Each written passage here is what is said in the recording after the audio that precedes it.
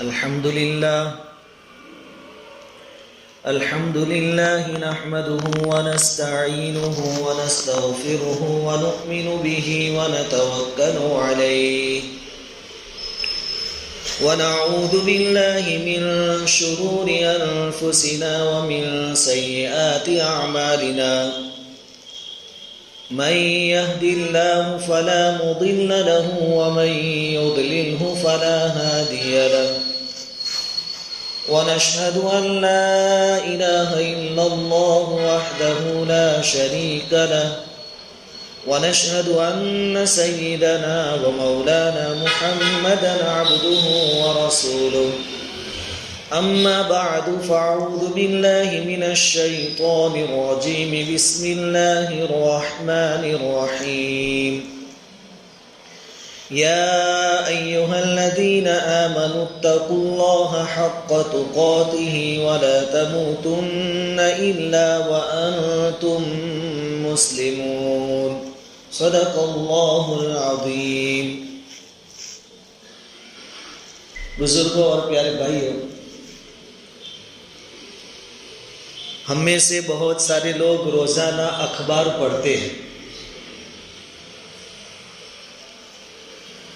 اخبار میں روزانہ کئی واقعات چوری کے آتے ہیں کہ فلاں جگہ چوری ہوئی، فلاں نے چوری کی، ان چیزوں کی چوری ہوئی. کئی واقعات عصمت دری کے یعنی بلاತ್ಕಾರ کے آتے ہیں. کئی واقعات دوسرے کو قتل کر دینے کے آتے ہیں. کئی واقعات شرابیوں کے متعلق ہوتے ہیں، جواریوں کے متعلق ہوتے ہیں. غرض کے ایک ہی اخبار کے اندر روزانہ جرائم اور کرائم کے کئی گنا زیادہ واقعات ہم روزانہ پڑھتے ہیں. اخبار ایک ہی ہے لیکن بہت سارے واقعات، اور یہ ایک دن کے واقعات ہوتے ہیں، اور یہ وہ واقعات ہوتے ہیں جن کی باقاعدہ پولیس کھاتے میں شکایت لکھوائی جاتی ہے، وہ اخبار میں آتے ہیں. ایسے تو ہزاروں واقعات جرم کے، کرائم کے اور گناہوں کے روزانہ ہوتے ہیں جو اخبار میں بھی نہیں آتے. ایک زمانہ وہ تھا کہ جب کوئی بڑا گناہ ہو جاتا، کوئی کسی کو قتل کر دیتا، کوئی بڑا جرم ہو جاتا، کرائم ہو جاتا، تو انسانیت کو ایک دھچکا لگتا تھا. لوگ ہیبت میں آ جاتے تھے، سکتے میں آ جاتے تھے، افسوس کرتے تھے، اور کئی دنوں تک اس کا ایک چرچا ہوتا تھا، اس کا ایک اثر ہوتا تھا. لیکن رہتے رہتے آج کے دور میں حالات ایسے ہیں کہ ایسے کئی بڑے بڑے جرائم اور کرائم روزانہ ہو رہے ہیں اور ہم اس کو پڑھ رہے ہیں، لیکن یہ سب چیزیں اب ہماری عادت بن گئی. ایسی خبریں پڑھ کر ہمیں اب کوئی افسوس نہیں ہوتا، کوئی پریشانی نہیں ہوتی، کیونکہ یہ چیز اب ہماری عادت بن گئی. روزانہ کی یہ چیزیں ہو گئی، ہمارا ایک روٹین ہو گیا. اب دنیا میں اتنے زیادہ کرائم ہو رہے ہیں، گناہ ہو رہے ہیں، نافرمانیاں ہو رہی ہیں، ظلم ہو رہا ہے. اس کے اسباب کیا ہے؟ کیا وجوہات ہے؟ اس کا ریزن کیا ہے؟ دنیا کے دانشوروں کی اس معاملے میں الگ الگ رائے ہے. بعضوں کا کہنا یہ ہے کہ یہ سب واقعات اس لیے آ رہے ہیں کیونکہ دنیا میں مفلسی اور غریبی بہت زیادہ ہے. مفلسی اور غریبی ہے تو ماردار ہوگی، لوٹپاٹ ہوگی، چوری ہوگی، ڈکیتی ہوگی، ناحق کسی کو قتل کرنا ہوگا. اگر دنیا سے غریبی ختم کر دی جائے تو یہ معاملات حل ہو جائیں گے، دنیا میں امن و امان قائم ہو جائے گا، شانتی آ جائے گی. بعضوں کا ماننا یہ ہے کہ آج کی جو جنریشن ہے، آج کے دور کے جو لوگ ہیں، ان کے اندر اب صبر نہیں رہا، برداشت کرنے کی طاقت نہیں رہی. اگر لوگوں میں صبر آ جاوے، برداشت کرنے کی طاقت آ جاوے تو یہ سارے جرائم ختم ہو جائے، دنیا میں امن آ جائے، شانتی آ جائے. بعضوں کا کہنا یہ ہے کہ تمام کرائم اور جرائم جو ہو رہے ہیں اس کی وجہ حکومت کا ڈھیلا پن ہے. کہ حکومت قوانین کو جس طریقے سے نافذ کرنے چاہیے سختی سے نافذ نہیں کر رہی ہے، اس لیے مجرموں کی ہمتیں بڑھ رہی ہیں اور یہ گناہ کھلے عام ہو رہے ہیں۔ اور بعض لوگوں کا یوں کہنا ہے، بعض دانشوروں کا، عقل مندوں کا یوں ماننا ہے کہ دنیا میں جو کچھ بھی ہو رہا ہے وہ ایجوکیشن نہ ہونے کی وجہ سے ہو رہا ہے، جہالت کی وجہ سے ہو رہا ہے۔ اگر ایجوکیشن ہو، لوگوں کی زندگی میں جہالت دور ہو جاوے تو دنیا میں امن و امان قائم ہو جاوے، شانتی ہو جاوے۔ لیکن واقعتاً یہی وجہ ہوتی کہ غریبی کی وجہ سے گناہ ہو رہے ہیں، جرم ہو رہا ہے، جرائم ہو رہے ہیں، جہالت کی وجہ سے یہ چیزیں ہو رہی ہیں، بے صبری کی وجہ سے ہو رہی ہے، محکمہ پولیس کے ڈھیلا پن کی وجہ سے ایسا ہو رہا ہے۔ تو دنیا میں بہت سارے ملک ایسے ہیں جن میں ان میں سے کوئی بھی ریزن، کوئی بھی وجہ نہیں پائی جاتی۔ آپ یورپ کے ملک دیکھ لیں، صرف امریکہ کی مثال لے لیں، وہاں غریبی نہیں ہے، بلکہ دنیا بھر سے لوگ دولت کمانے وہاں جاتے ہیں۔ ہم میں سے بھی کسی کو پوچھ لیں کہ آپ دنیا میں زندگی میں سب سے بڑی چیز کون سی کرنا چاہتے ہیں، ہمارے نزدیک بہت بڑی چیز کون سی، تو اکثر کا جواب یہ ہوگا کہ کوئی بڑے ملک میں جیسے امریکہ میں ہمیں کوئی جاب مل جاوے، ہم وہاں رہ کر کماتے ہو جاؤ۔ تو دنیا پوری وہاں کمانے جاتی ہے، وہاں مفلسی اور غریبی نہیں ہے، پھر بھی وہاں کرائم اور جرائم ہے، یہاں گناہ ہو رہے ہیں۔ وہاں بے صبری نہیں ہے، وہاں کے لوگ بہت صبر کرنے والے ہیں، کیونکہ عیسائیت ہے، اور عیسائیت کی تعلیم کیا ہے کہ کوئی ایک گال پر تھپڑ مارے تو آپ دوسرا گال اس کے سامنے رکھ دو کہ ادھر بھی مار لو۔ بے صبری اور بے ضبطی وہاں نہیں ہے، تو ابھی وہاں گناہ ہوتے ہیں، جرائم ہے، کرائم ہے۔ وہاں پولیس محکمہ بہت محتاط ہے، عجیب و غریب ٹیکنالوجی کے ذریعے لوگوں کی جاسوسی کرتے ہیں، گنہگاروں کو فوراً پکڑ لیتے ہیں، بہت زیادہ ٹیکنالوجی کا دور ہے۔ اس کے باوجود وہاں گناہ بند نہیں ہوتے، جرائم بند نہیں ہوتے، کرائم ختم نہیں ہو رہے، اور وہاں جہالت بھی نہیں ہے، ایجوکیشن بہت ہے، وہاں کا ہر آدمی پڑھا لکھا ہے، سب ایجوکیٹڈ لوگ ہیں، یہ ساری چیزیں وہاں ہیں۔ اس کے باوجود وہاں گناہ بہت، جرائم بہت ہے، وہاں بھی ناحق دوسروں کو قتل کر دیا جاتا ہے، زبردستی دوسروں کی عزتیں لوٹی جا رہی ہے، بہت زیادہ کرائم اور جرائم۔ اس کی وجہ کیا ہے؟ اگر کوئی صاحب بصیرت کی نگاہ سے دیکھیں تو یہ جو وجوہات ہے، غریبی کا ہونا، جہالت کا ہونا، بے صبری اور بے ضبطی کا ہونا، یہ ساری چیزیں کسی حد تک تو درست ہے کہ ان کی وجہ سے جرائم ہو رہے ہیں، لیکن اصل وجہ یہ نہیں ہے، اصل پرابلم یہ نہیں، اصل چیز وہ ہے جس کے پیچھے نبی کریم صلی اللہ علیہ وسلم نے محنت کی۔ اتنا سب کچھ ہونے کے باوجود، ایجوکیشن، دولت، ڈسپلن، سب کچھ ہونے کے باوجود جو کرائم ہو رہے ہیں، اس کی وجہ یہ ہے کہ ان لوگوں کی نظر میں دنیا ہی سب کچھ ہے، ان کی نظریں دوسرے جہان کو دیکھنے سے قاصر اور عاجز ہیں، ان کو دوسرا جہان نظر نہیں آتا۔ ان میں سے ہر آدمی کی سوچ یہی ہے کہ دنیا ہی سب کچھ ہے، جتنا سب کچھ آرام، اسباب، جاہ و جلالی مجھے حاصل ہو جاوے وہ میری کامیابی ہے، اگر یہ چیزیں مجھے حاصل نہیں ہوئی تو میری زندگی برباد ہو گئی اور میں محروم ہو گیا۔ یہ محرومی کا خوف ان کو گناہوں پر آمادہ کرتا ہے کہ دولت ہی سب کچھ ہے تو چاہے کسی بھی طرح حاصل ہو وہ کرنی چاہیے، رشوت لے کر کرنی پڑے تو رشوت لے کر، کسی کا ناحق خون کر کے حاصل کرنی پڑے تو اسی طریقے سے، لیکن یہی چیزیں سب کچھ ہے۔ ان کی نظریں آخرت کے معاملے میں اندھی ہیں، ان کو آخرت نظر نہیں آتی۔ نبی کریم صلی اللہ علیہ وسلم جس وقت دنیا میں تشریف لائے، ہر قسم کا گناہ موجود تھا۔ بعض تفسیروں میں لکھا ہے کہ زناکاری اتنی عام تھی کہ جو جتنا زیادہ زناکار ہوتا تھا اتنا بڑا جھنڈا اپنے گھر پر لٹکاتا تھا، چھتوں پر جھنڈے لٹکائے جاتے تھے۔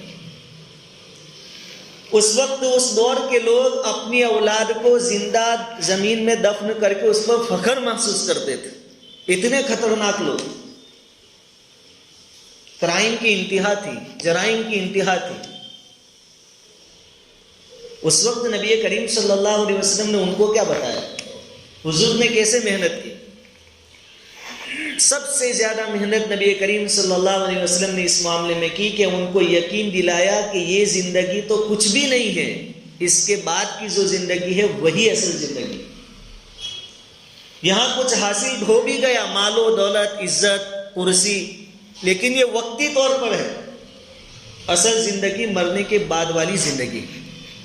حضور صلی اللہ علیہ وسلم نے ان کو اللہ کا خوف دلایا, اللہ سے ان کو ڈرایا, اللہ کی طاقت ان کے سامنے بیان کی کہ آپ کو مرنے کے بعد ایسے قدرت اور طاقت والے اللہ کے سامنے کھڑا ہو کر اپنی پوری زندگی کا حساب دینا ہے.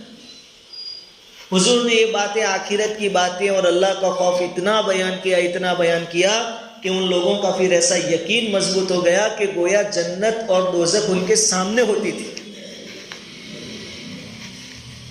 اس لیے بعض صحابہ سے منقول ہے کہ اگر جنت ہم دیکھ لیں تو بھی ہمارے ایمان میں کوئی فرق نہیں آگا, کیونکہ ان کی تو زندگی ایسی بن گئی تھی. ہر معاملے میں جنت اور جہنم ان کے سامنے ہوتی تھی. حضور نے آخرت کا اتنا یقین دلایا تھا, اللہ کا اتنا خوف ان کو دلایا تھا, اور اللہ کے خوف کا پھر یہ عالم ہو گیا کہ گناہ ہونا تو بہت مشکل ہو گیا, اور اگر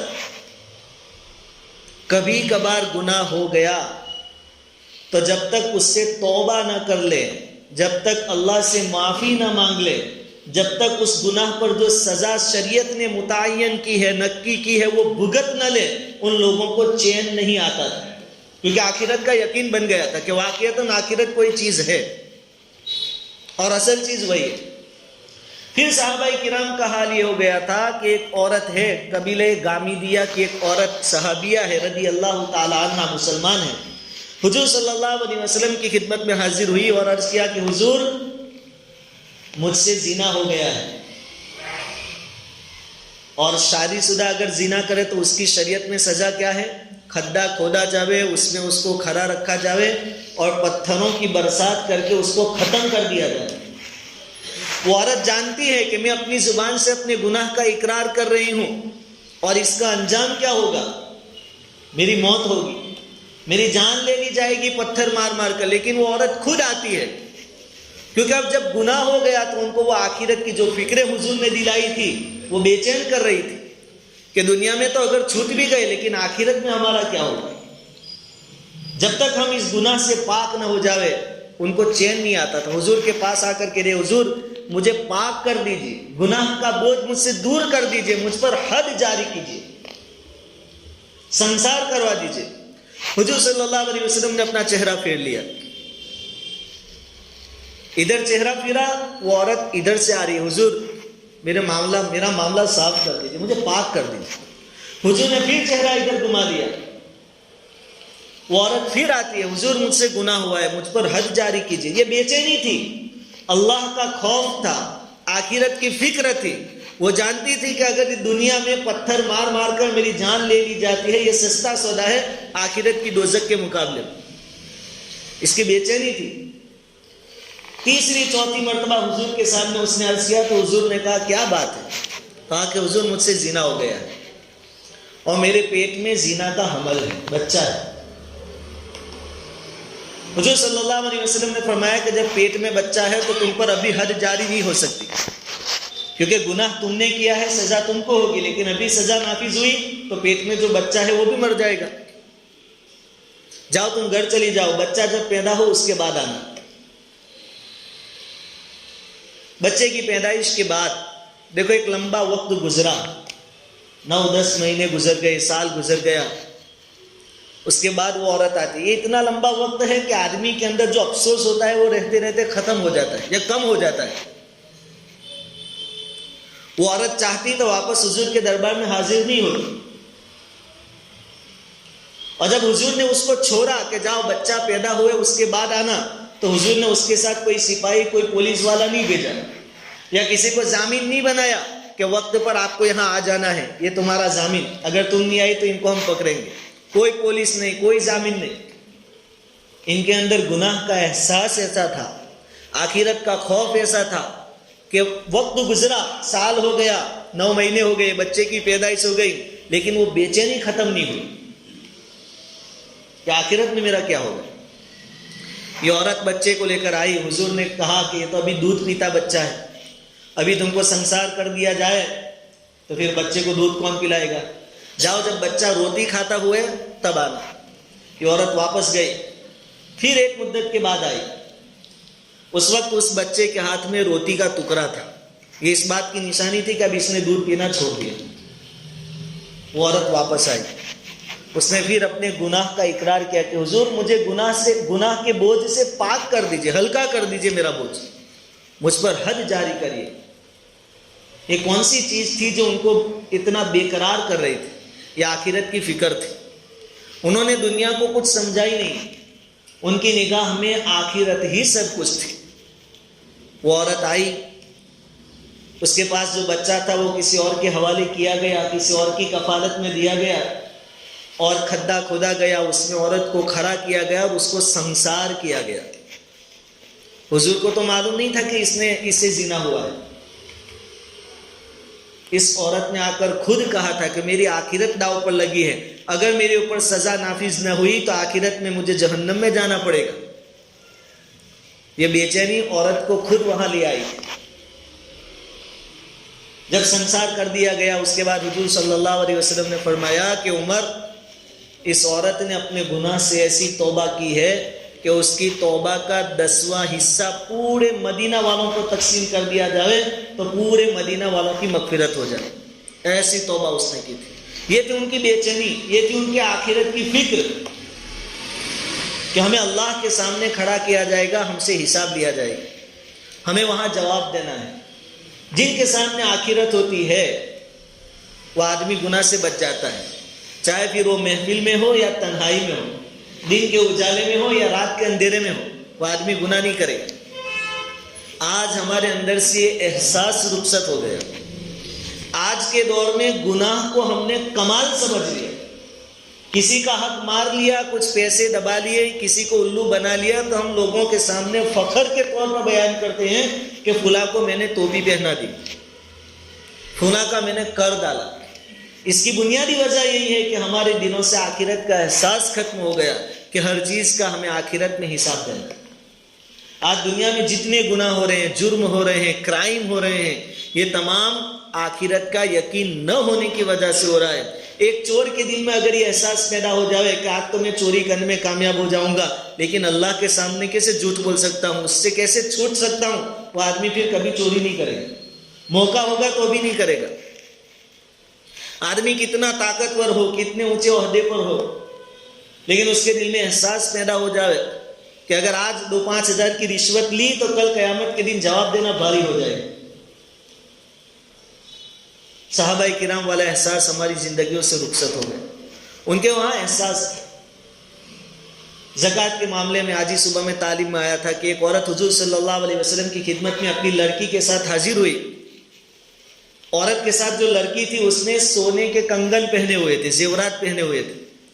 حضور نے پوچھا کہ اس کی زکوٰۃ دیتی ہو؟ کہا کہ نہیں, زکوٰۃ تو نہیں دیتے ہم. حضور صلی اللہ علیہ وسلم نے فرمایا کہ کیا تم چاہتی ہو کہ آگ کے کنگن پہنائے جائے؟ آخرت میں اس کا حساب دینا پڑے گا, زکوٰۃ کیوں نہیں دیتی تم؟ وہ عورت اتنی ڈر گئی کہ اسی وقت وہ کنگن نکال کر حضور کے دامن میں رکھ دیا. کہا کہ حضور یہ اللہ کے راستے میں میری طرف صدقہ. یہ چیزیں آخرت میں نقصان پہنچانے والی ہمیں نہیں چاہیے. یہ احساس ہماری زندگیوں سے رخصت ہو گیا. اب کچھ اللہ والے ہیں جو اس چنگاری کو, احساس کی چنگاری کو پھر سے بیدار کرنا چاہتے ہیں, جلانا چاہتے ہیں کہ اس امت کے اندر آخرت کا یقین پیدا ہو, اللہ کی طاقت کو ہم جانیں, آخرت کے معاملے کی سنگینی کو ہم جانیں کہ وہ کتنا اہم معاملہ ہے. اس لیے ہمارے بزرگوں نے اس کی الگ الگ شکلیں نکالی ہے کہ لوگوں کو بلایا جاوے, ان کو سمجھایا جاوے, ان کے سامنے اللہ کی قدرت بیان کی جائے, اللہ کی طاقت بیان کی جائے, آخرت میں اچھے کاموں پر کیا انعام ملے گا وہ بیان کیا جائے, اور کیا کیا سزائیں دی جائے گی اس کو بیان کیا جائے. اس کے لیے سب سے آسان شکل جس میں ہر چھوٹا بڑا غریب مالدار سب شریک ہو سکتے ہیں، سب اپنے دینی جذبات کو بیدار کر سکتے ہیں، آسان شکل ہے اجتماع، لوگوں کو جمع کرنا۔